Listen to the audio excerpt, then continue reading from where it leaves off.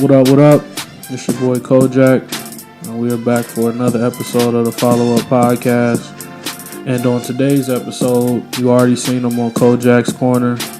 To me personally, got one of the best ones that I put out so far. We got King Khrome here. Yeah. And first thing, man, just this was long overdue. You know what I'm saying? Yes, sir. I appreciate you coming through and taking some time out to talk to me. So, can you tell us a little bit about yourself? You know, born and raised Peoria. You know, been rapping since I was 8 years old. You know what I'm saying? Early influences, people like Ray G, D. Brad, P. Mac. I come up from the '90s era. So you know what I'm saying. But I looked up to a lot of the niggas that was rapping from Peoria because they really made it like tangible. You know what I'm saying? Yeah. But, you know, I've been doing this shit for a minute, man. Started the World Hustle Federation back in 2002, but we ain't really started recording and making noise until about 2004. Okay. So, when you first heard rap, what was that feeling like for you at 8 years old? Man, my people used to be so mad at me, man, because I couldn't get it right in school, but whatever came on TV or the radio or whatever, I knew every word to it. And you know what I'm saying? Like, my favorite rapper was Ice Cube coming up. So, you know what I'm saying? Yeah, like, that's mine too. America's Most Wanted, that first CD, like, fucked my head up. That and the DOC and all that shit, like, that shit took me to a whole nother extreme. But music, that shit just my life. My mama used to sing, win all the talent shows at the Blue Note and all that shit. So, you know, music that shit just run in my family for real. Okay. And you already mentioned some of the Peoria influences that inspired you. Who would you consider, if you had to choose anyone, who would your like rap style resemble, if anyone? As far as style wise, like I don't really have a style. To me, it's like what the beat demand. You know what I'm saying? Like when I listen to a beat, like I can hear J. Cole voice over it, I'm gonna write down what I think he would say. You know what I'm saying? Like coming from his point of view, but basically me. You know what I'm saying? Like I really don't have a style, but lyrical. That's off the top. It got to be lyrical. I don't know, but as far as like, I don't know. I really ain't got no style. This is just whatever with me. You know what I'm saying? Yeah. So how do you feel about today's version of rap, where it's the mumble rappers or people who don't necessarily care about bars or care to even write their own music? Music is a feel-good thing. See, what people don't realize is there's always been them type of people around. You know what I'm saying? Yeah.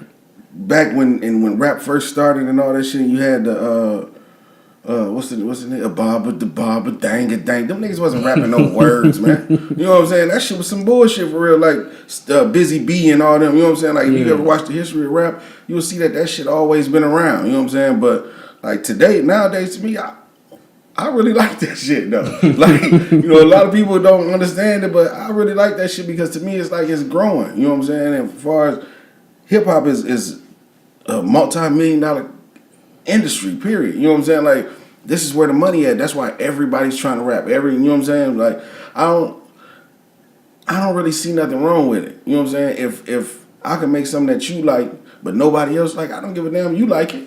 You know what I'm saying? Like, I was able to please one person, and a lot of people don't understand that. Like, they were saying back in the day, a couple years ago, Soulja Boy killed hip hop. You know what I'm saying? Remember that shit?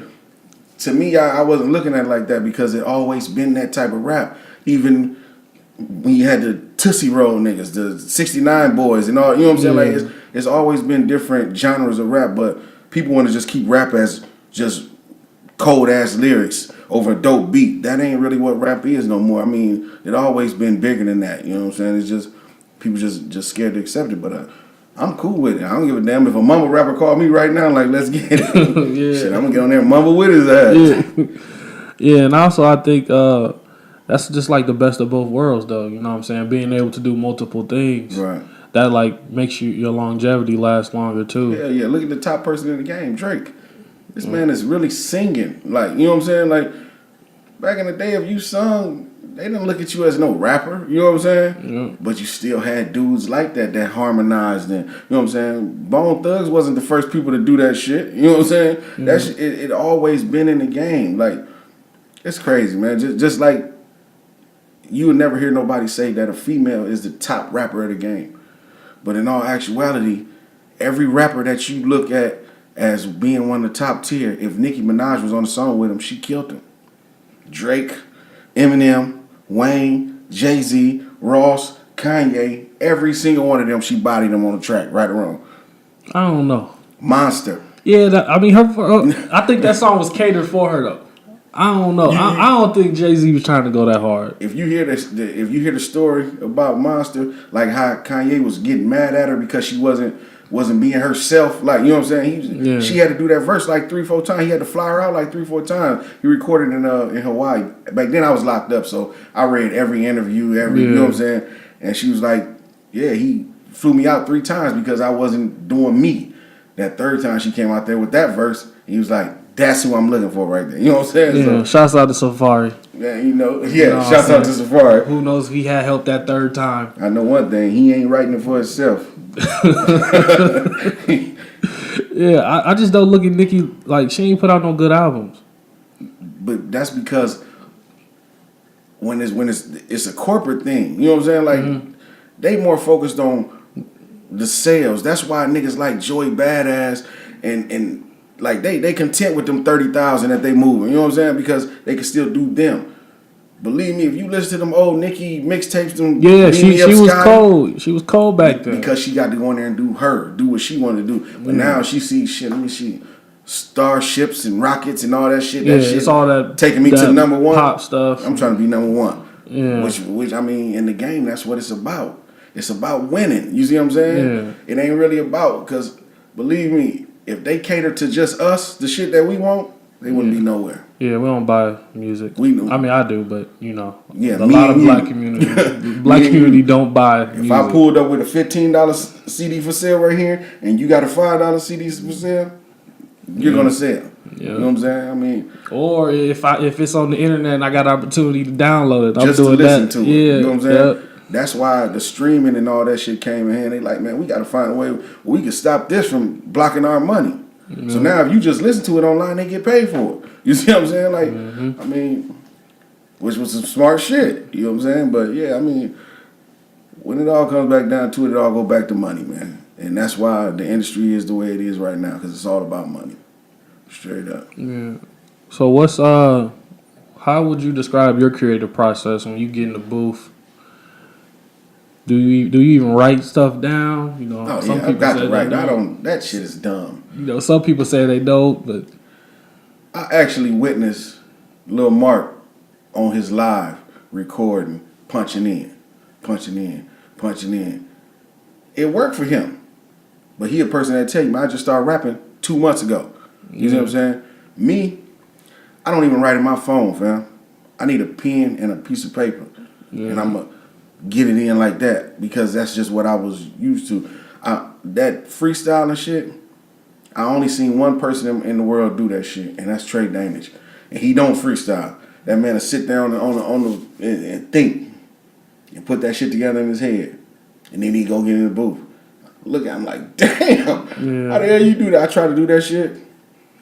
I smoke too much because I forget everything I was finna say. Next thing you know, I done went totally off of what I was doing. Now I need my pen, paper, the beat. I really don't even like people being around me. You know what I'm saying? But it really depends on who I'm recording with. Because if I'm in somebody else, you know what I'm saying, session, then I just deal with it. But if it's a World Hustling Federation session, rest in peace, Quez. We all in the same room. We getting it in. You know what I'm saying? But if it's just me there by myself, oh shit, that's what I like. You know what I'm saying? Mm-hmm. It's different. It's really who I'm recording with or whatever. But that punching in and going off the top shit. No, I want to give you something to think about. You know what I'm saying? Like, dude killed that. You know what I'm saying? Yeah. I ain't with that other shit. It don't fit right. So when you go to the studio, are you kind of like almost one take because you like already know how you want everything to sound? See, my studio is at my crib, so Oh yeah, so you got the luxury just to. I can do, but when you have to go to somewhere else, I can one take, but like I'm gonna say for the most part I do one take, but a lot of times it'll keep on fucking up. I say the wrong word and be like, damn, take that back. Yeah. Damn, take that back. Damn, take that back. The best person I ever seen in the booth was Dub though. Dub, he'll get in that motherfucker and one take gone. So he gonna either be first or second on the song every time. Quez was one of the people that get in there and that's why if you ever heard the World Hustle Federation mixtape, Quez was always last. Cause he gonna be in there for at least 20 minutes. Like, take it back, take it back. You know what I'm saying? I mean, but everybody don't have that gift to just read off the paper. And then, a lot of time, that's why, like, if you record in like a big studio, they don't really want you reading off the paper because it sound like you reading off the paper. You gotta, unless you got it down, you know what I'm saying? I just need my paper in front of me just in case I can't remember what's coming up, you know what I'm saying? Yeah, no doubt. So, if you had, give me 3 songs that you want people to hear from you for someone who hasn't heard your music before. Get Back to It. That's my favorite shit right now. That's what's bumping right now. I'm gonna have to say, off my last mixtape, I just dropped a song called Every Day featuring me and Dub, and my intro off my last mixtape called King. Okay. And we're gonna play one of those songs at the end, whichever one you want to choose. So I'm gonna have that playing. So how did the World Hustling Federation even start? Like, just take me through that whole story in the early 2000s, how that all came together. Well, back then I was living in Dallas, you know what I'm saying? And I had my homie Redbone. He had a little studio and shit, and we was doing some shit, and he always had his own like little clique or whatever before he met me and shit. So